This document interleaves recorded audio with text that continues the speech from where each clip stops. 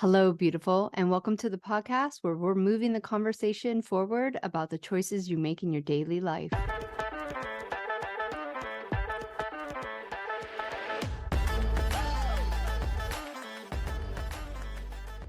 I'm your host, Monica Cox, and I'm here right alongside of you, learning, growing, observing, and trying to make better choices consciously and subconsciously. Together, we're going to become better versions of ourselves and have raw, honest, open conversations about the things that truly affect our lives. And maybe, just maybe, finally get to a place where everyone else's BS doesn't trigger us.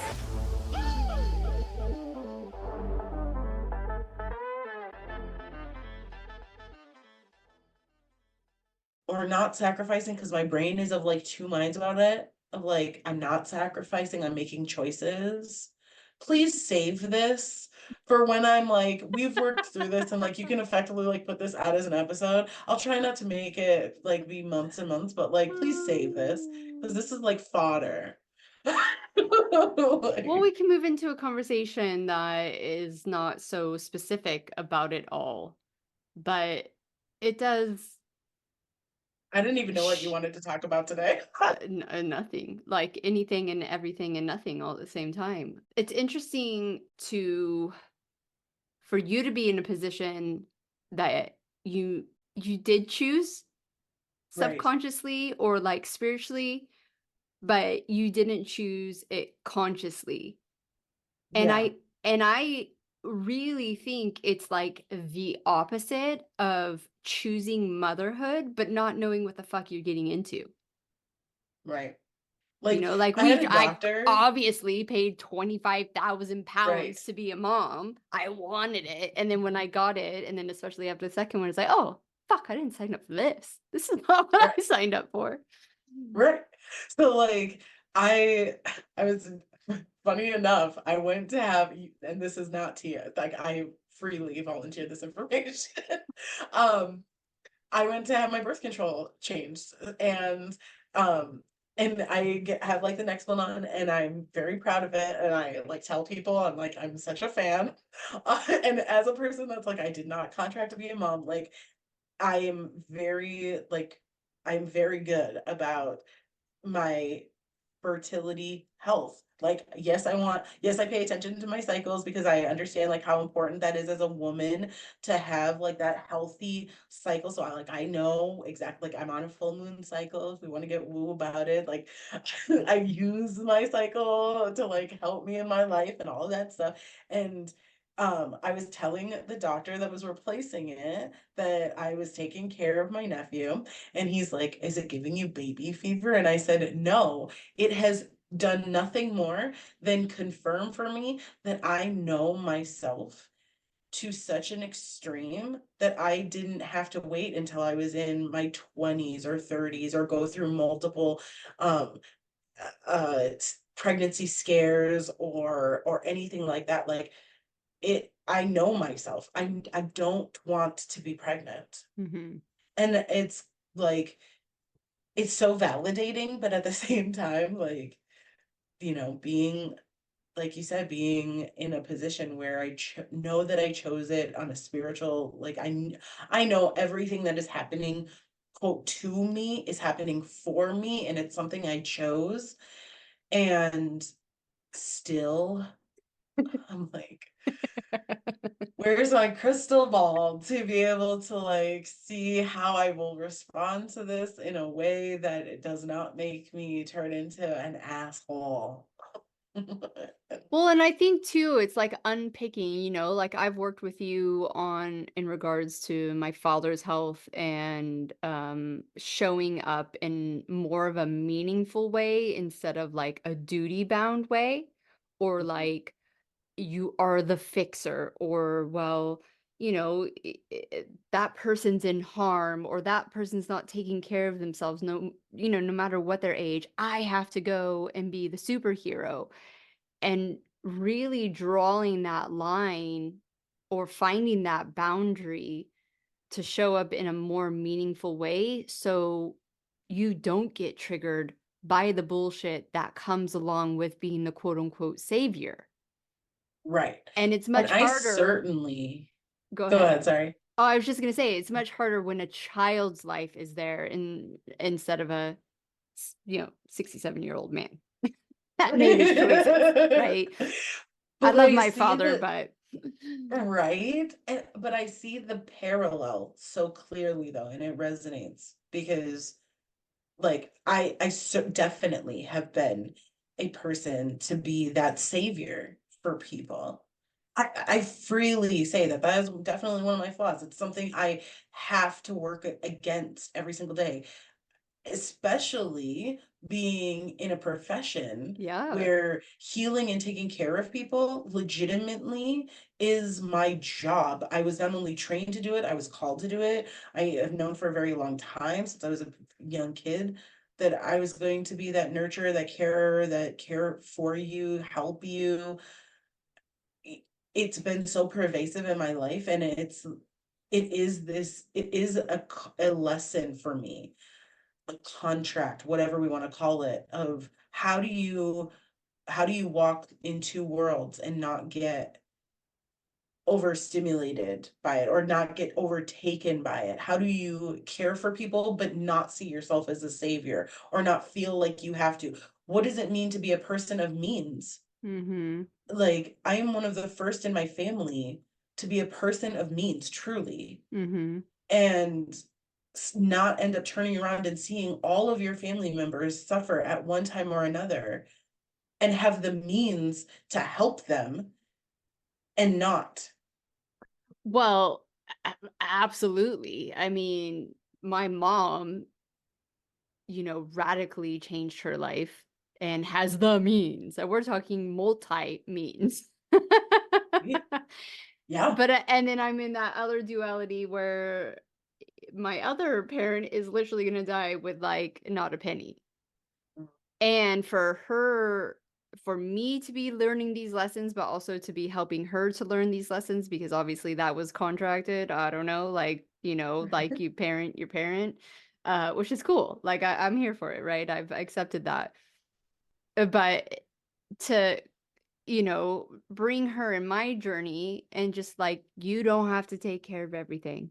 Just because you have the means to go in and be the rescuer on the white horse does not mean that you should do it. Right. No one's in harm's way. Right. They put themselves in that position. They have the means to get themselves just a little bit better, and they're choosing that. And it's like, I guess that path for us as the caretaker, as the nurturer. I do wonder if I mean, obviously, I believe that it's a soul's journey too, but that kind of nurture nature aspect too, especially for my mom. She was the middle child of 9. Mm. Her Irish twin, she literally took care of him her whole life, always defended him. I mean, until the day he died. And it's kind of unprogramming that program here on the like physical, I guess, plane to then be able to do what you're actually called to do. To like, it's like teach a man to fish and he'll never go Yes. hungry. Exactly. Yeah. And I would say it's easier now. Like, I've gone through a lot of, unlearning and like unpacking and all of that, and stepping aside. And I think for for anybody who's like, how do you do it? It's like slowly removing yourself. Like, I Mm, slowly removed myself from like people's lives. And for a while, I think people really were really resentful of mm, me for that. And I haven't had to explain it to everybody. I didn't feel like it was necessary to explain to everybody, but there was a few people that I had to explain it to, where I was like, this isn't me trying to be an asshole. This isn't me trying to cut you out of my life or whatever. What this is though is me seeing how what I am doing as this savior figure in your life, or this person who's constantly taking care of you, is actually hurting you more than it's helping you. Mm-hmm. And if I'm being really honest, if I want to be really selfish about it, it's hurting me, Totally. know? Yeah. Well, And because you're not able to live your authentic life. right. And I feel like that is the ultimate sin. When we're talking about sinning, um, I know I did a podcast with someone who, went back into or went to religion, and we brought up sin. It's like, well, what is sin? Well, murder sin. Well, what if you murder someone who's about to murder you? Is it a sin? Absolutely fucking not. It's called survival. But Well, you right. were And living your and authentic life because and when you're not, you're sinning. And then that's when the shit like starts piling up. I remember I don't know what it was, but it's really when religious people say, and I have nothing against religion or religious people, but this is just the best example I can use. Um, oh, God just stepped in at the right time. Well, why the fuck didn't you do that before for you then? And it's like, no, you started putting boundaries up in your life. You started making different decisions for your life. So therefore, the opportunities that were in alignment for you started showing up. And that yeah. is God in a way, but not in the way I think they think it is.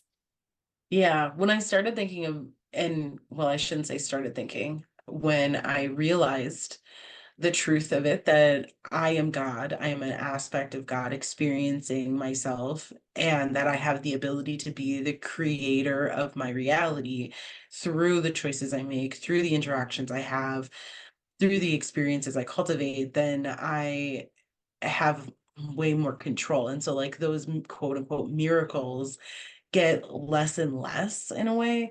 And that doesn't make my life any less miraculous, because I take out this like spontaneous drop of abundance or whatever I Mm, needed in that moment, right? It's actually more miraculous because I am the one creating those miracles through my choice and through my action. Um, but I do think that that's a term that's like that's very like oddly overused. Both terms, the sinning term and the miracle thing, of like as if as if life is random. But I think the one thing that religion in particular strives to try to get you to learn is that nothing is random. So why would you then have a utilize a term that is supposed to be of the ultimate randomness? mm-hmm. That Mm-hmm. God randomly chose you in this one moment, but didn't randomly choose you in another? Yeah. Like it seems and sounds incredibly ridiculous to me. Yeah. It's And it's I'm a the same as very you. I don't have anything against religion. I just have what I do have something against is people taking something that should be quite beautiful and should be quite um constructive and should be uniting, and taking it and turning it into something that all it can do is divide. That mm-hmm. is the only thing I have against Yeah, and religion. divide you as well, right? Yeah. Like that's what I see the most is the lack of empowerment, the lack of disconnection. You have this like belief system that literally isn't even connecting you to the God you're supposedly worshiping. That's the interesting thing for me when you start like becoming the observer. You're like, oh, okay. I'm reading The Physics of Miracles right now, and it's by Richard Bartlett, and he was raised Catholic, like super Catholic, like read the Bible like 100 times Catholic. And I love how he brings in Bible verses to explain the science and the whole aspect of what maybe these people who came down and were more connected to a quote unquote Christ-like being. Um, and I always find it very fascinating that the one thing that can, or probably the two things that can get you to your ultimate goal, whatever that may be, is they literally have taken it's not you, it's not within you. And like your imagination and your the power of like the imagination, right? Mm, Because what yeah, I am choosing to believe now, it's all fucking made up. yeah, yeah, So like if you yeah. can't get into more of that imagination, the creativity, like, and like I there's a little bit of me that thinks there's this like crazy conspiracy, like a web of lies, but there's another big part of me that just thinks that's how like the cookies crumbled, right? It just happened to Mm, be, but I can understand why they took play and creativity away at a young age and told you to yeah. stop living in your dreams because that actually is where the power lies. Well, so what are your thoughts around this? This idea of like when kids when kids are playing, right? In my opinion, I feel like kids aren't imagining really anything. Like they're just living in their world and they're Yeah. playing with what's in their world, right? And yet it's adults or it's a programming that gets hooked into us that what we see, what we experience, what we are feeling, right, of the real world is therefore imaginary. Mm-hmm. Mm-hmm. Yeah, So could absolutely. the web of lies in be this, we're going to brainwash you into believing that what you see is quote unquote imaginary, so that you forget about what is real and you stop seeing and you close yourself off, Yeah. right? It Probably a very like deep conspiracy. yeah, it's the same but like very like worded differently, right? Absolutely. A kid is just living. It's just being. It's just Yeah. taking the environment around them and living in it with no rules. Yeah. And Yeah. The then truly like creating yeah, for themselves. yeah, exactly. And then, Like of course, you, as an adult, you're like, okay, wait a second. My kids are then, they're jumping off of a castle wall and a dragon is picking them up and they're flying around. So, what you're telling me, Abigail and Monica, is that they're not making shit up. That's real. that's But real. what does that mean for me? Right? Like, as their parent or as their like babysitter, Well, like, you've just been conditioned to believe that that isn't real. That's it. Like right? it is real, right? I think it comes back to some of the conversations we had, with some of the influencers in the spiritual world that were like, "Oh, they like came and wooed me and took over me and stuff." It's like that Yeah. was real for them. For them, yeah. You can't take that away from them. It was real. Whether or not it was true or the truth, it was their truth. And that's all that matters. And um I think that's one of my biggest challenges right now is stepping back into that um getting over the trying to create, right? Even I still even find myself like I want to draw and paint and I still haven't really embraced it because I'm like, oh well, that canvas cost $20 and what am I going to do? I'm just going to fuck it up. It's just going to go in the trash. So I'll just wait till I'm good. But I'm never going to get good because I'm not Oh my actually God. doing anything, right? Yeah. So that's what I'm unpacking right now. Even though I have fucking all the knowledge, I don't need any more knowledge in creativity and play. That's what I'm trained in. Like that's Right. my degree. Um, and then obviously all the knowledge on the spiritual side, but I'm still finding myself, for whatever reason, stuck in those conditioning patterns that it has to be a certain way, Yes. you Oh my know? gosh, yeah. Yeah. I I wish that that was something that I could say very honestly and truthfully that I had also gotten over, but like in all honesty, I haven't. I haven't. I'm right there Yeah. with you. because I'm still buying paint by number because I'm worried that I'm not going to be able to create a painting that is, this beautiful sunset. And so I buy Dude, something that's going I to like make me do it. I saw one and I was like, oh, I'm gonna buy that to get myself into it. And then someone literally bought it like 5 minutes before I could. And I was like, oh, but I'm glad you said that because no, I'm not gonna go paint by number. Yes. It's just, and I think too, it's that conditioning of all of life's BS that we think we have to show up for. We have to show up for our business. We have to show up for our muggle job, as you like to call it.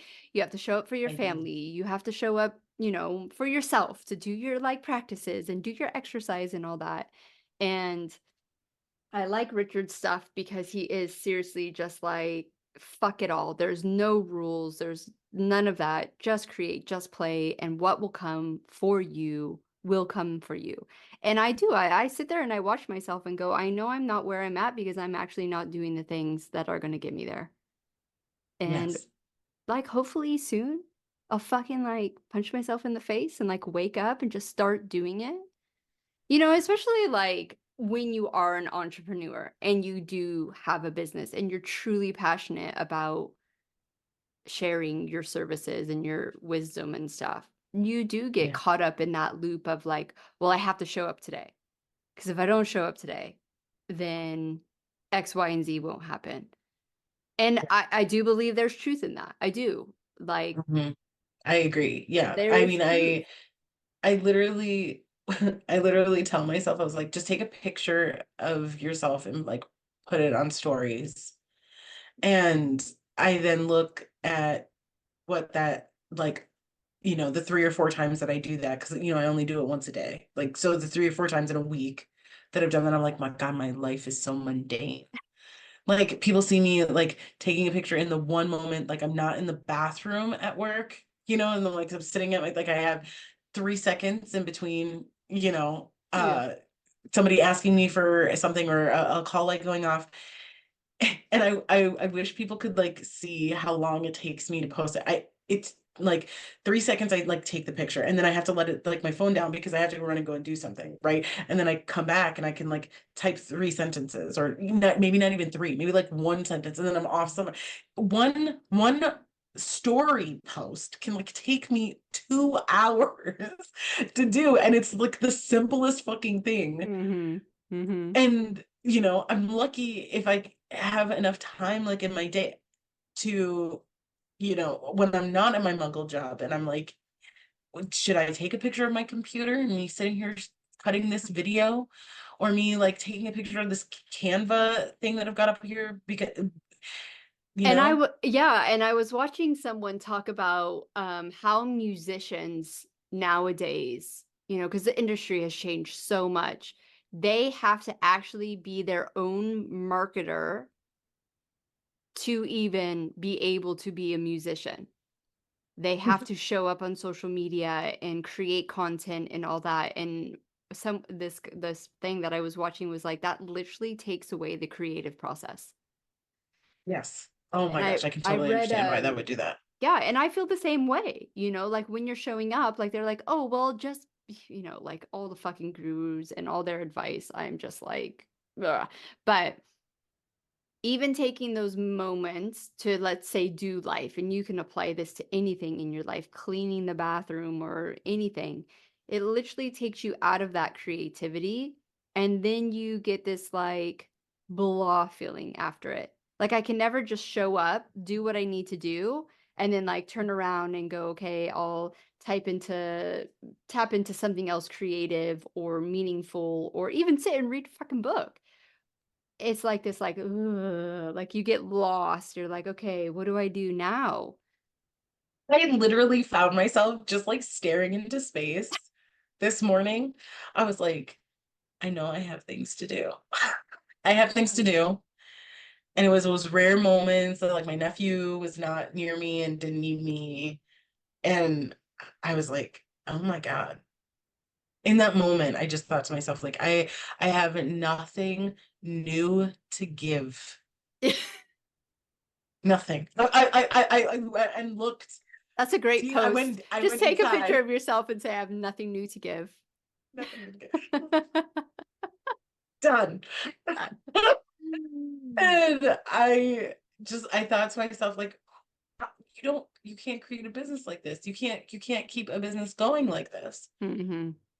You Yeah. know, Yeah. like people demand more than that now. Like Mm-hmm. they're quote unquote smarter than that. And I don't even know if that's the correct way to even phrase that. Is it that people are smarter than that now, or is that they are just that much harder to like people don't or can't believe something that's it's kind of goes back to that conversation that you were asking before of like, can you basically create like 7 posts and like like just Yeah. recycle them, right? Like could you actually do that? But is your quote unquote audience smarter than that, going, I need more than that? Or is it because we've as a society become so full of bullshit that something that simple wouldn't we as a consumer would be like, I demand more value than that. You Right. can give them the best parts, right? I sit and think about my business and I'm like, okay, my business literally, like, of what I teach people, four things, the pillars of what I teach. And I teach it in various ways, in different courses. I tell people the same stuff. And I'm like, it's four things. And I have to come up with more value than that. But Yeah. those 4 things are the things that will save your life. It'll Yeah. get you healthy. It'll I have you think reaching your goals. I think it kind of goes like the opposite way too. So if we as entrepreneurs are stuck or like not in our like creative flow, and I don't mean you need to be like that all the time, but just imagine the consumer sat there going scrolling. So what Right. kind of state are they in to even receive a message? Like zero. Right. So I think it's a very interesting kind of thing where, I have like a little Telegram community that I have to admit I don't do much on it because of that mindset. Well, no one's gonna find me, right? They gotta find me on Yeah. social media to find me in Telegram. But Yeah. I feel like just showing up there would be so much more authentic because it's not this um almost like perfectionism. And trust me, my like social media is not perfect for me at all.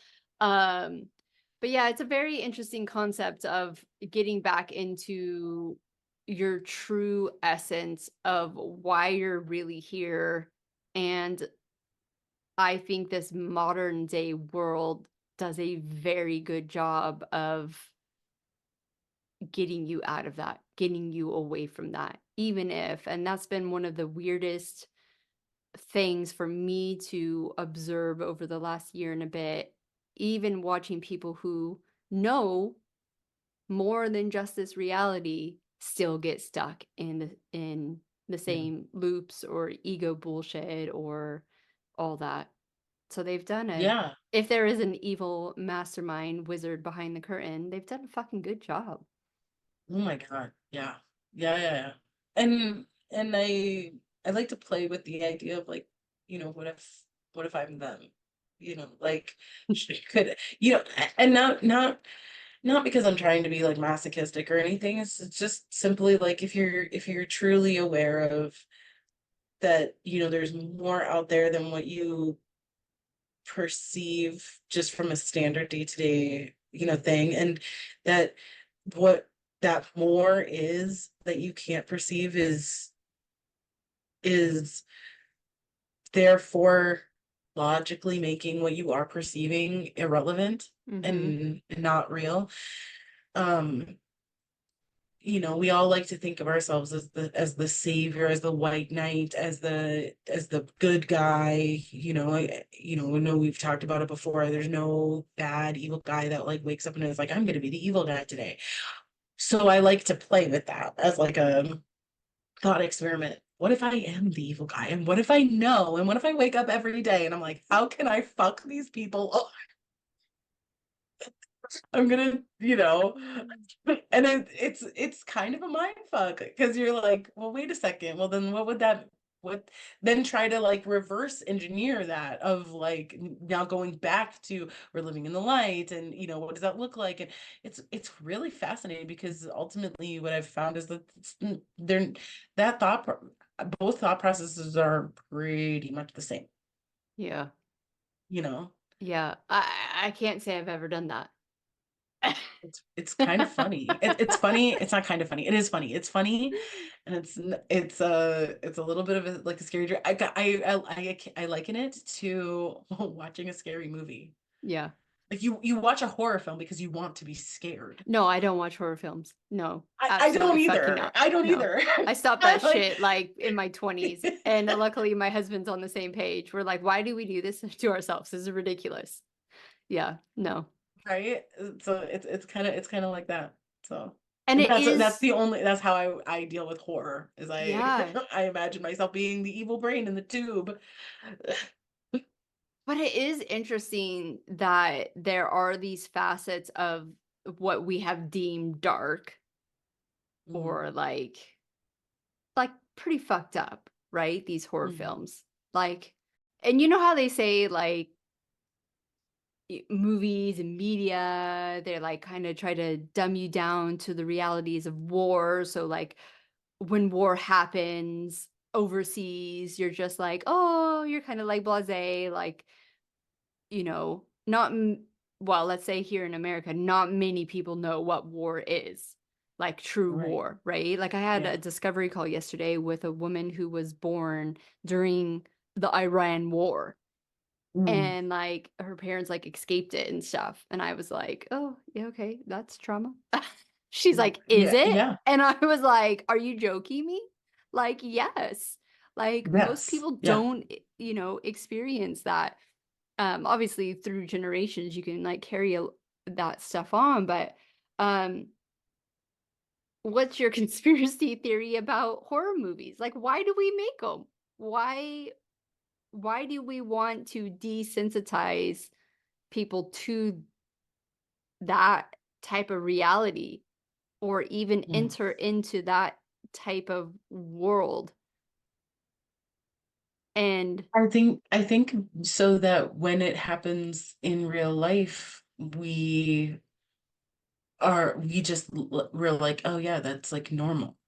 so it is Like the same. So you it's think it's the yeah. same. Okay. Yeah, like I can't remember because I'm very rarely on TikTok to be honest. So it had to have been an Instagram reel. It was this person saying something along the lines of like you read the Hunger Games and you rooted for the resistance and you watched Star Wars and you rooted for the resistance and Divergent, the resistance, you were like, yeah, all these different books where in movies where it was the resistance were the ones that you were like fighting for Yeah. and you wanted them to win.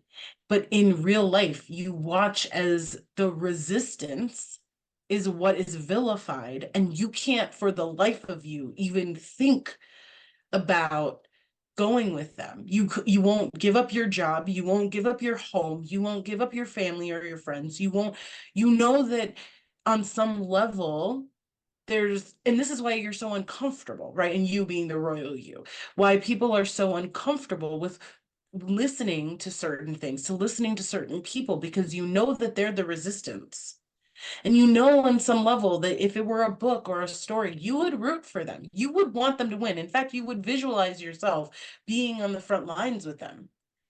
But it's real life. So Yeah. no, of course not. Of course you're not going to rebel. Of course you're not going to stand up. Of course you're not going to do the thing. Well, So and you see the like resistance, like it's not easy. It's hard. They're it's like really at hard. Yeah. war. Mhm. And I think that's uh absolutely what happened in COVID, right? Mhm. Like most Mhm. people would not stand up, even if they didn't necessarily want it. uh, Even just like wait 6 months or a year for some more trials, some more evidence, some more whatever. They're like, oh no, okay, I'll just get on with it. Make my life easy. It's And very interesting. all they had to do was threaten your livelihood. Mhm. All right, guys, we are going to pretend like it's 1992 and we are going to pause this episode. It's to be continued. This is called anticipation. If you have not felt this in a really long time, you're welcome. I think it's a feeling that we all need to bring back into our lives. So make sure you hit that subscribe button so you don't miss an episode. And thank you once again for tuning in and looking forward to continuing this conversation on the next episode. Thank you so much again for joining us here on Choices. You can go ahead and leave a 5-star review because we're all friends here. But if you really want to move the conversation forward, please connect with us on our social media accounts, which you can find the links below. Have a beautiful week, and we'll see you next time here on Choices.